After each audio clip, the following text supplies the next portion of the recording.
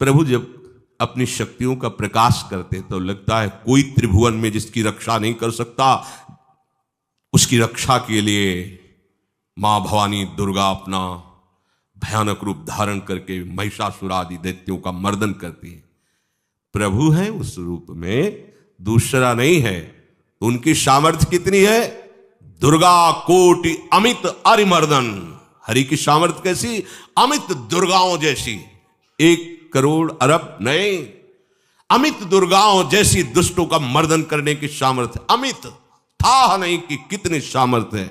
एक दुर्गा रूप में जब हरि प्रकाशित होते हैं तो त्रिभुवन में कोई सामने खड़ा होने वाला नहीं होता। मां भवानी जिस समय अपने स्वरूप में आती, किसी की ताकत नहीं है। ये शुंभ निशुंभ इतने बलवान दैत्य थे, त्रिभुवन में कोई इनका बाल बांका भी नहीं कर सकता था। स्मरण किया समस्त देवताओं ने तो भगवान से ही शक्ति का प्रादुर्भाव हुआ। इतना सुंदर रूप मां भगवती का। शुंभ निशुंभ के पार्षद घूमते रहते थे, उन्होंने देखा, जाके बताया कि आपके महल में जितनी सुंदरियां उसकी दासी बनने योग्य भी नहीं है, ऐसी सुंदरी का हमने दर्शन किया। बोले मेरा जाके परिचय बताओ।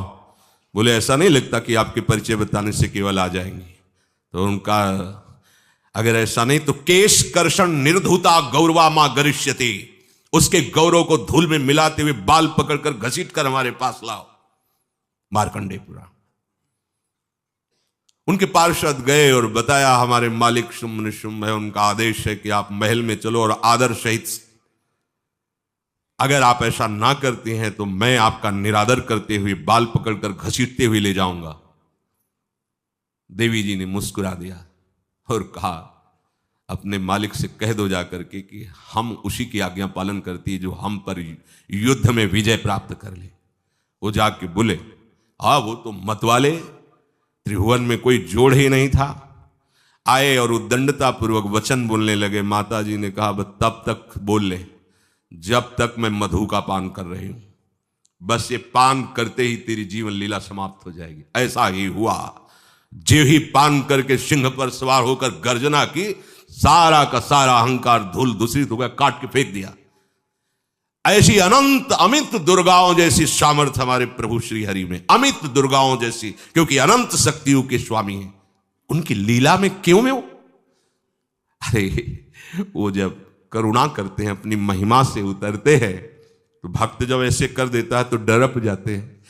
माधोदास बाबा ने कहा नहीं चलना तुम्हें ब्रज में, हम तुम्हारी कहां तक सेवा देखेंगे, तुम्हें बाल भोग राजभोग। बाबा जी हैं, कभी मिला कभी यहीं रहो। वो बाबा आपके बिना नहीं रह सकते। दोबारा बोल नहीं पाए जगन्नाथ। ये सुन करके हृदय बलिहार होता है। ओ ऐसे सामर्थ्यशाली प्रभु अपने भक्त के प्रेम प्रणय पर भी कितना डरते हैं। ये भक्त नाच पड़ता है। ये कुतर्क की, संशय की वृत्ति यहां प्रवेश नहीं करती। दुर्गा कोटि अमित अरिमर्दन, अमित गिनती नहीं ऐसी अनंत दुर्गाओं जैसी शक्ति हमारे प्रभु में विराजमान है।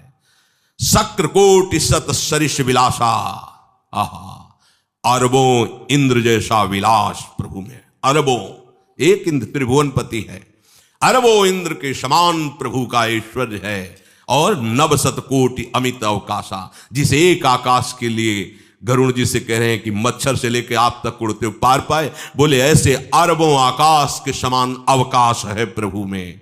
मरुत कोटि सत विपुल बल, रवि सत कोटि प्रकाश, शशि सत कोटि सुशीतल, समन सकल भव त्रास। आहा, अरबों अरबों पवन के समान महान बल है। अगर त्रिभुवन में कोई बल है तो पवन में बल है, वायु बल। बड़े बलवान देवता, बल में इनके समान कोई नहीं। इन्हीं के अंश से प्रकट होते पवन पुत्र हनुमान, और इन्हीं के अंश से प्रकट होते पवन पुत्र भीम। बेजोड़ बलशाली महात्मा, दोनों महात्मा बेजोड़ बलशाली। जेगिर चरण दे हनुमंता, चले उसगा पाताल तुरंता। जिमि अमोघ रघुपति कर बाना, ये ही भांति चले हनु। किलकार दे तो राक्षसियों के गर्भ गिर जाते थे। ऐसे महान बली हनुमान जी। और भीम का क्या कहना है?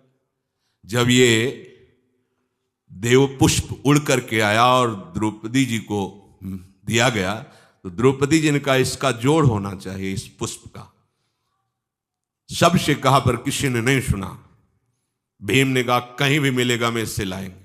ऋषियों ने समझाया कि आगे मत बढ़ो, ये यक्षों की भूमि है, युद्ध हो जाएगा और तुम्हें तैयारी करनी है हस्तिनापुर के लिए, और तुम इधर, वो सब दिव्य हैं, पवन पुत्र हैं, किसकी माने। अपने वेग को बढ़ाया तो महाभारत में पढ़ के देख लो, इनके चलने के वेग से वृक्ष उखड़ उखड़ कर गिर रहे थे। ऐसे जब चल रहे थे तो चलने के वेग से वृक्ष उखड़ जाते थे भीम के। तो हनुमान जी ने सोचा किसी के समझाए तो समझेंगे नहीं, तो आगे पवन पुत्र ही बैठ गए, बूढ़े बानर का भेष लेकर, लंबी पूंछे से। मार्ग में मर्यादा है, किसी पशु को भी नहीं लांघना चाहिए। विवेकवान उपासक ऐसा नहीं कि कोई सो रहा है पशु भी आप उसे लांघ जाए, ऐसा नहीं। जो विवेक है, जो मर्यादा है, वैसे किसी सोते हुए को लांघना नहीं चाहिए। उन्होंने कहा है वृद्ध बानर ये अपनी पूंछ हटा ले और मार्ग दे दे, इस समय मैं विशेष कार्य के लिए जा रहा हूं। तो उनका जब कही दिया है वृद्ध, तो आप समझ ही रहे होगे कि वृद्ध में क्या ताकत होती है। अब मेरी ताकत पूंछ हटाने की नहीं रह गई है, आपने तो वृद्ध ही कह दिया है, तो आप समझ रहे हो ना, आप पूंछ हटा लीजिए। कहा हमारी आज्ञा की अवहेलना करे, ऐसे उठी नहीं, दोनों हाथ लगाया, नहीं उठी, पूरी ताकत लगा दी। पवन पुत्र भीम की पूरी ताकत लग गई, पूछ जरा से भी नहीं ली। हाथ जोड़ के खड़े बोले हम समझ गए हमारे बड़े भ्राता आप हनुमान जी हैं, क्योंकि ऐसा कोई बानर सृष्टि में पैदा नहीं हुआ कि मैं उसकी पूंछ ला हिला सकूं, मैं समझ गया। तो मुस्कुराए और बैठ के बोले हमारी आज्ञा मानो, इस मार्ग में मत जाओ, ये देव मार्ग है, ऐसे ऐसे सिद्ध है कि आपका अपराध बन जाएगा, आप शाप से युक्त हो जाएंगे, इसलिए मैं आपको मना। बोले प्रभु जब आप कृपा करके आए हो तो हमें वो रूप दिखा दो जो लंका में आपने रूप दिखाया। बोले मत उस बात की चर्चा करो, रहने दो। बोले प्रभु एक बार देखना चाहता हूं कि मेरा बड़ा भाई कितना बलवान है। हनुमान जी ने कहा फिर देख लो। कनक भूधराकार शरीरा, समर भयंकर अति बल। कांप गए भीम जी, हाथ जोड़ बोले भीम स्वर्णिम कांति, वो भयानक उनका रुद्र रूप, कांप गए भीम, कांप गए। वायु में अगर बल में देखा जाए तो सबसे ज्यादा वायु बलवान है। भगवान कैसे है? मरुत कोट सत विपुल बल, अरबों वायुओं जैसी महान ताकत हमारे प्रभु में है, संशय नहीं। वो अगर छोटी सी कार्य के लिए सहयोग लेते हैं, ए उठवा दो, ऐसा कर, भक्तों के साथ वो विनोद करते, लीला करते, नहीं उनमें बल कितना है। ऐसे पवन पुत्र हनुमान जिनके चरणों को ऐसे गोद में लिए रहते हैं। एक उपनिषद में चरित्र आता है कि असुरों पर विजय प्राप्त करने के कारण देवताओं को गर्व हो गया और सभा में नृत्य गान चल रहा था। भगवान जब किसी पे गर्व करते हुए देखते हैं तो उनको अच्छा नहीं लगता। फिर सृष्टि के विधान के प्रधान अधिकारी सब देवतागण और देवराज इंद्र और उन्मत्तता, विजयश्री में उन्मत्तता आ जाती है। तो भगवान ने एक यक्ष का रूप धारण किया और सभा के प्रधान द्वार पर दिखाई दिए।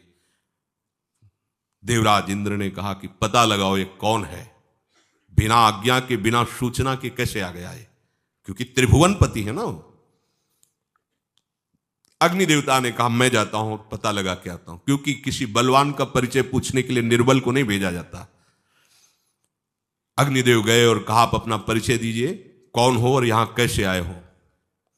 तो उनका परिचय लेने के पहले हम आपका परिचय जानना चाहते हैं, आप कौन हो। तो उन्होंने कहा कि मैं अग्निदेव हूं, सामर्थ्य आपकी, त्रिभुवन को उपले की तरह भस्म कर सकता हूं। मैं समस्त प्राणियों के उदर में बैठकर अन्न और जल का पचाकर जीवन दान देता हूं, जीवन पोषण करता हूं। अच्छा, एक दिन का फेंका, हम तुम्हारी बात तभी प्रमाणित, ये उपनिषद की बात, हम तुम्हारी बात तभी प्रमाणित मानेंगे जब तुम इस तिनके को जला दोगे। अब कोई अग्नि देवता से तिनका जलाने की बात कहे, सहज में दृष्टि डाली, कुछ नहीं हुआ, पूरा पावर लगा दिया। यक्ष जी ने मुस्कुरा कर कहा तुम तो कहते थे पूरे त्रिभुवन को उपले की तरह जला दूंगा, अब गिरीवा झुकाई पहुंचे। देवराज इंद्र ने कहा कौन है? बोले असमर्थ रहा उनका परिचय जानने में, वायु देवता। आप अपना परिचय बताइए। आप अपना परिचय जो आए हो तो हमें पहले बताओ, तब हम अपना परिचय दें। उनका मैं महान देव वायु हूं। बल आपका, संपूर्ण जीवों का जीवन हूं। अगर मैं रुक जाऊं तो एक भी क्षण सृष्टि टिक नहीं सकती, क्योंकि सब वायु से जीवित है और मैं पूरे ब्रह्मांडों को तिनके से उड़ा सकता हूं। ये तिनका है, उड़ाओ। पूरी ताकत लगा दी वायु देवता ने, तिनका नहीं उड़ा। ग्रीवा झुकाई, वापस चले गए। अब देवराज इंद्र उठे, जे ही नजदीक पहुंचे यक्ष अंतर्धान हो गए और देखा साक्षात ब्रह्म विद्या दूर से मूर्तिमान ब्रह्म, और डांट लगाई कि तुम उनसे संभाषण करने योग्य भी नहीं हो, क्योंकि तुम सबसे बड़े सिंहासन पर बैठे हो और अहंकार करते हो। तुम्हारे देवता सब सामर्थ्यहीन है, एक तिनका भी अग्नि नहीं जला सका, एक तिनका भी वायु नहीं उड़ा सका। अरे जिनकी शक्ति से शक्तिमान वो भगवान स्वयं आए हुए थे, कांप गए देव। अहंकार मत करो, जाओ। भगवान के बल से तुम विजयी हुए, देवताओं के बल से नहीं। देवताओं में जो शक्ति है वो उन्हीं के अंश से आई हुई है। अरबों वायु के समान महान बलशाली हमारे श्री हरि, अरबों सूर्यों के समान उनका प्रकाश, अरबों सूर्यों के समान प्रकाश, अरबों चंद्रमाओं के समान सुशीतलता, समस्त भयों और दुखों का नाश करने वाले प्रभु श्री हरि। काल कोटि सत सरिसती, दुस्तर दुर्ग दुरंत, धूम के तु सत कोटि सम, दुराधरस भगवंत। अरबों कालों की सामर्थ्य, अरब नहीं अरबों कालों की सामर्थ्य भगवान एक काल अनंत ब्रह्मांडों में तांडव मचाए रखा है। अरबों काल, अमित बलशाली, अत्यंत दुस्तर, दुर्गम, दुरंत। कौन? प्रभु श्री हरि। अरबों धूमकेतुओं के समान अत्यंत प्रबल सामर्थ्यशाली प्रभु, अगाध सत कोटि पताला, शमन कोटि सत सरिष कराला, तीरथ अमित कोटि सम पावन, नाम अखिल अघ पूग नशावन। कितने अथाह हैं प्रभु? बोले अरबों पाताल से भी बढ़कर, अरबों पाताल से भी बढ़कर गहरे हैं, कोई था नहीं पा सकता। कितने भयानक हैं? अरबों यमराजों से भी ज्यादा भयानक प्रभु श्री हरि हैं। अनंत कोटि तीर्थों को भी पावन करने वाले परम पवित्र जिनके श्री चरण है, वो तीर्थपाद श्री हरि हैं। अनंत तीर्थों की, उनका नाम ही संपूर्ण विश्व के पाप समूहों का नाश करने में समर्थ है।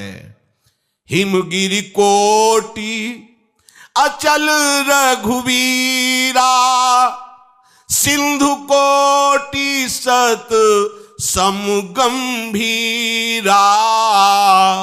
कामधेनु सम कोटि। आहा, देखो अब किसके सामने तुम्हें हाथ पसारने की जरूरत है? समझो, अगर अपने प्रभु को जान जाओगे, समझ जाओगे, तो फिर कहीं इधर उधर झांकने की जरूरत नहीं, किसी के सहयोग की जरूरत नहीं। कैसे प्रभु?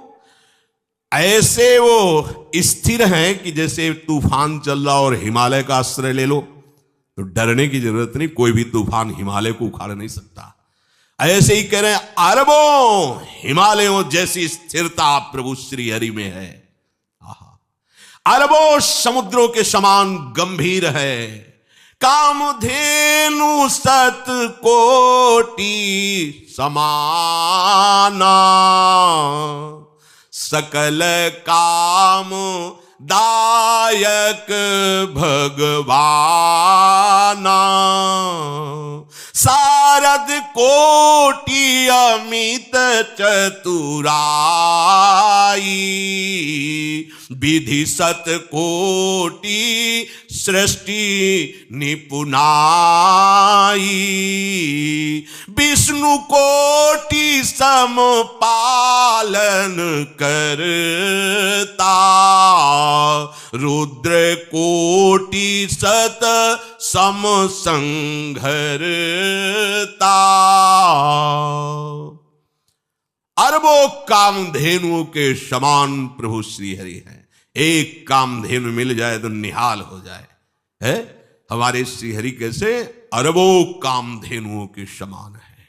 इच्छित कामनाओं की पूर्ति कर दे उसे कामधेनु कहते हैं। प्रभु में कितनी चतुरता है! अनंत कोटि सरस्वतियों की एक सरस्वती ब्रह्मांडों का संचालन करती है, बुद्धि के अधिष्ठात्र देवी हैं।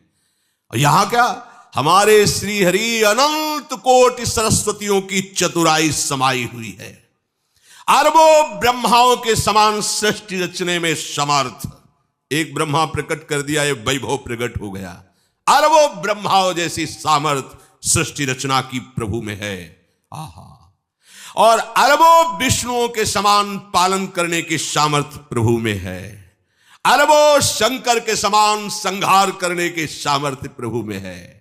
धनद कोटि सत सम धन वाना, माया कोटि प्रपंच निधाना, भार धरन सत कोटि अहिसा, निरवधि निरूपम प्रभु जगदीसा।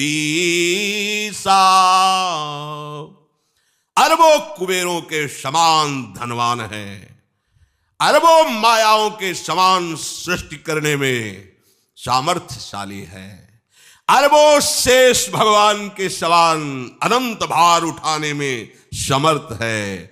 जगदीश्वर प्रभु श्री हरि की कोई उपमा, कोई सीमा नहीं है। ये उपमा रहित और सीमा रहित है। निरुपम न उपमा आन राम समान, राम निगम कहे, जिम कोटि सत खद्योत समु, रवि कहत अति लघुताल है। यही भांति निज निज मति विलास, मुनीस हरि बखा नहीं। प्रभु भाव गाहक अति कृपालु, सप्रेम सुनि सुख मानहि। प्रभु भाव गाहक अति कृपालु, सप्रेम सुनि सुख मानहि। प्रभु श्री हरि उपमा रहित हैं। उनकी कोई अनंत ब्रह्मांडों में किसी से उपमा नहीं दी जा सकती। प्रभु के समान केवल प्रभु हैं, ऐसा वेद कहते हैं। अरबों जुगुनियों के समान यदि सूर्य को कहा जाए तो सूर्य का अपमान होता है, सम्मान नहीं। ऐसे ही जो अभी तक वर्णन किया गया उसको समझो।